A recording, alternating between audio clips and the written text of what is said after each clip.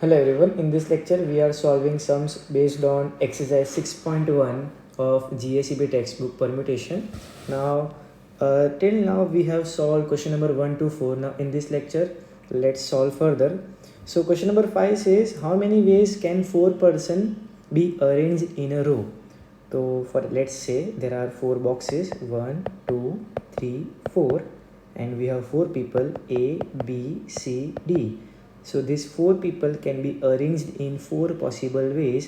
So permutation बन जाएगा 4p4 which is 4 factorial और 4 factorial का आंसर होता है 24. So therefore 24 ways of total arrangement, 24 ways of arrangement, right? Question number 6 says how many 6-digit number can be formed using 1, 2, 3, 0, 7, 9. तो ये 6-digit number का मतलब क्या होता है पहले वो समझते हैं. इफ़ आई से 1, 2, 3, 0, 7, 9 it itself is a 6-digit number. अगर मैं इसके और परम्यूटेशन बनाऊँ सो 3, 2, 1, 0, 7, 9 is also a 6-digit number. Then 7, 9, 0, 1, 2, 3 is also a 6-digit number. But 0, 1, 2, 3, 7, 9 is a 5-digit number because अगर 0 पहले आता है तो उसकी कोई वैल्यू नहीं है, राइट? तो हमको ये सब में ये ध्यान रखना है कि वी हैव 6 बॉक्सेस और हमारे पास 6 इंडिविजुअल डिजिट है. अगर पहली प्लेस पे 0 आया तो ये 6-digit नहीं बनेगा. तो 0 के अलावा ये 5 में से कोई भी नंबर आते हैं 1, 2, 3, 7, 9. ये 1, 2, 3, 7, 9 में से कोई भी अगर फर्स्ट बॉक्स पे आ जाएगा तो हमारा 5-digit नंबर बन जाएगा, राइट? तो एक बॉक्स के लिए 5 डिजिट है तो इसका परम्यूटेशन बन जाएगा 5p1, राइट? और ये और 1, 2, 3, 4, 5 बॉक्सेस बचे हैं. लेट्स से यहाँ पे मैंने 3 रखा तो मेरे पास अभी 3 के अलावा 1, 2, 3, 4, 5 डिजिट लेफ्ट है. अभी 0 कहीं पे भी आए अपने को मतलब नहीं, पहली प्लेस पे वो नहीं आना चाहिए था तो उसका काम हो गया है. तो 5 बॉक्सेस के लिए 5 डिजिट अवेलेबल है तो उसका भी परम्यूटेशन बन जाएगा 5p5 एंड 5p1 का आंसर होता है 5 एंड 5p5 का आंसर होता है 120 I guess, right? So 120 into 5 अगर करेंगे तो 12 5 is 60, right? So let's confirm 120 into 5 will give us 600. So 600 ways of arrangement, right? Let's go further. Question number 7. In how many ways can 5 boys and 3 girls be arranged in a row such that all the boys are together? Now जब भी question में लिखा हो together so एक चीज़ ध्यान रखनी है, we will tie them together and consider as one single unit. For example, there are 3 people A, B, C. The situation is कि A और B जहाँ पे भी जाएंगे साथ में जाएंगे. मतलब यहाँ पे क्या हो सकता है, A, B, C is one kind of permutation, B, A, C is different kind of permutation, C, A, B is also one kind of permutation, C, B, A is also one kind of permutation. लेकिन यहाँ पे क्या possible नहीं है, यहाँ पे A, C, B, C, A ये चीज़ possible नहीं है because they are not together. तो अभी हम लोग क्या करेंगे, जब भी साथ में बैठ रहे हैं तो we will tie them together. तो अलग हो ही नहीं पाएंगे और अलग हो ही नहीं पाएंगे तो दोनों का इंडिविजुअली परम्यूटेशन फाइंड करने का मतलब नहीं है. तो इन शॉर्ट जब भी क्वेश्चन में ऐसा वर्ड लिखा हो together, just tie them together and consider them as one single unit rather than considering them as A B differently. A और बी को साथ में बोलें, ए बी अलग अलग नहीं है, ए और बी अलग अलग नहीं है, साथ में ही है तो फिर उनका परम्यूटेशन भी साथ साथ ही हो जाएगा, ठीक है? सो ज़्यादा मत सोचो, जस्ट राइट कि भाई consider them as one single unit, तो अभी यहाँ पे क्या होगा क्वेश्चन में, let's see there are 5 boys, 5 boys का मतलब B1 B2 B1 B2 B3 B4 B5 और यहाँ पे 3 गर्ल्स है G1 G2 G3। तो टोटल अपने पास अगर तुम देखोगे, अगर नॉर्मल सम होता तो 5 बॉयज़ और 3 गर्ल्स के लिए टोटल हमारे पास 8 बॉक्सेस होते हैं, बिकॉज टोटल 8 पर्सन है, राइट। तो 8 बॉक्सेस बनाते हैं, 1 2 3 4 5 6 7 8।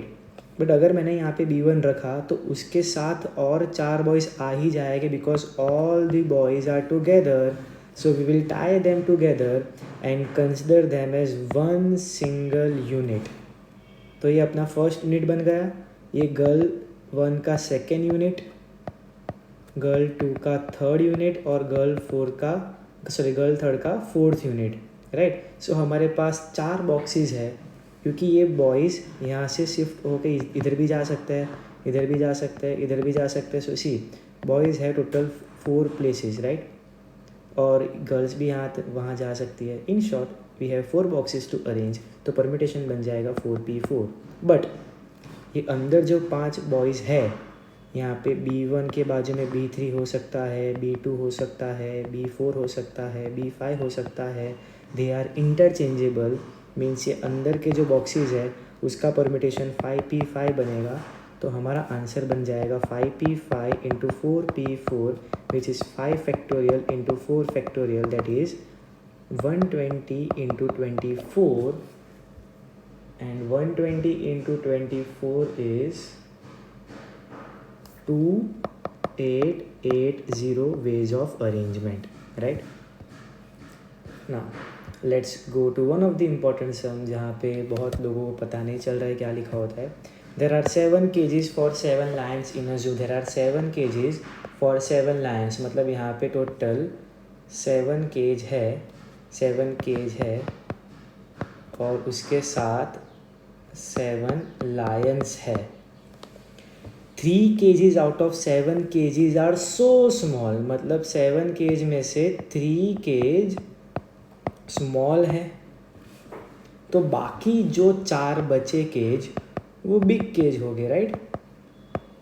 आगे पढ़ते हैं। 3 kgs out of 7 kgs are so small that 3 out of 7 lions can not fit in it, मतलब ये जो 3 लायंस है ये छोटे केज में नहीं जा पा रहे हैं, मतलब वो 3 लायन जो है वो बिग लायंस है, तो बाकी जो 4 बचे वो स्मॉल सिम्बाज है, राइट।